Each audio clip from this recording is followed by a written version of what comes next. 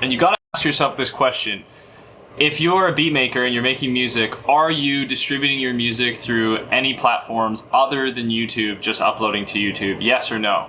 And the answer to that question is really important, because going forward, I think just uploading your beats to YouTube isn't enough anymore, and I'll explain why in just a moment. I think that moving forward, we need to upload our beats to multiple different platforms. So I'm gonna show you today how to do that on Beatstars. So let's jump right into it, guys. So if you want to go ahead and get the distribution service from Beatstars, you can just click this tab up here and hit Get Started. And here you go, it's 20 bucks a year for unlimited tracks. You can click Get Started, and that'll bring you over to the page where you can sign up for the distribution. Super easy. You're just gonna put in all your personal details, your artist name, things like that. We're just gonna go over to the My Media tab, and you're gonna click on distribution, okay? So music distribution, in my opinion, is totally worth it. I know there's some other options out there like DistroKid. I'm pretty sure that's a great option as well. I just ended up choosing Beatstars distribution because it was there on my dashboard before I kind of learned what that was. And I'm learning as I go. So I have it here, so I'm gonna walk you guys through how to do this, okay? So you can see here that I have a few things already published, and we're gonna create something new. So we're gonna go up to New Release, and we're gonna give our release a title. Okay, cover image. So the image upload has to be 3K by 3K resolution, and then it'll fit perfectly into your release artwork. Now a couple things to remember: release artwork cannot be copyrighted stuff. It can't have any words in it like Drake type beat, anything like that through Beatstars distribution. Can't have pictures of artists, like you can't have Drake's picture or whatever artist picture. So it has to be kind of like a pretty neutral image. So I went online to a stock image site and I purchased that kind of snake head image. I think it'll just grab some attention, and I've gone ahead, paid for that image, licensing, and I've put it on like a nice, pretty neutral background as well. And of course, when you create your Beatstars distribution channel, you're gonna create your artist name.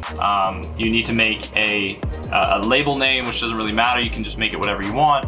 And then from there, that's what you'll use when you're uploading your beats, okay? And even if you don't have a Spotify account or a SoundCloud account or things like that, Beatstars will actually create all those things for you, so you don't really have to do much. You just kind of sign up, put in all your information, your artist name, and they'll generate all that stuff for you and post to those accounts for you. And then later you can go and retrieve those accounts. We can set a release date here, which I'll do for Wednesday this week, because that's when I release it on Beatstars. Let's say midnight. UPC code, they'll generate one for this beat. So I'm pretty sure this is if you've already registered your beat, you can just put your code in there. But if you don't have one, they'll just do that for you. Of course, genre is super important. I'm not sure what Macklemore secondary genre would be, because this is a Macklemore type beat. We'll just go to the next step because there's no additional artists or featured artists.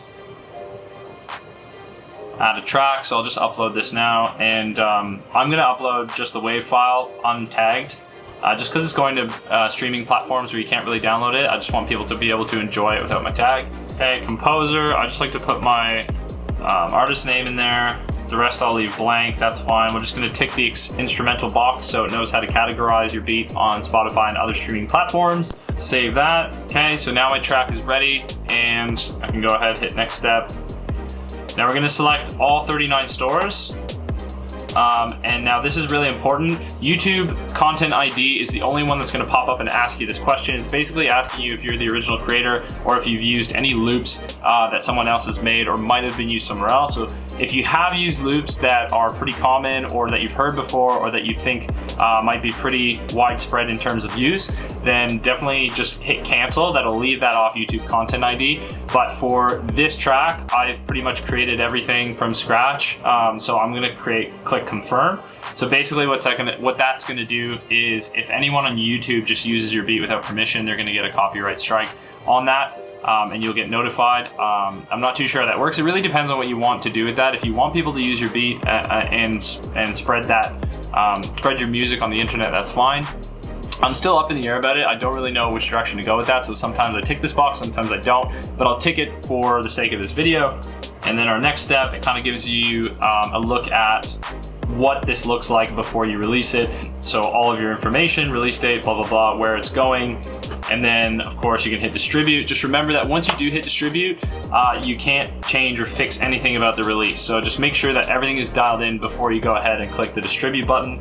And I'm pretty much ready to do so. So I'm gonna go ahead and hit distribute. And then my release has been successfully saved. So it's up here, it's telling me it's gonna be released on the 18th of August. Now, Beatstars will review your release to make sure that your image follows all their guidelines and specifications, and to make sure that there's no copyright material, I think, in your beat, but also in your image. And then once that's processed, it'll say published. And then on your release date, it'll actually go through and send it off to all of those streaming platforms, which then also have to approve your beat. So sometimes you might publish the beat right away, and it still might take a couple days before that beat is actually published on those places for you, okay? You should be uploading and distributing your music to many other platforms to get it out there so that people can listen to and enjoy it. YouTube simply isn't enough anymore. The YouTube algorithm no longer, as of 2012, actually does not look at metadata for YouTube videos. For example, all the tags that you input and things like that.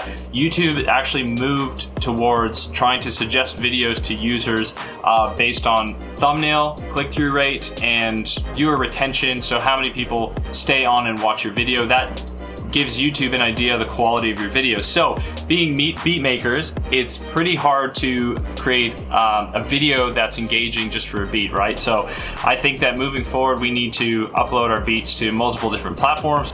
I'll see you in the next video. Peace.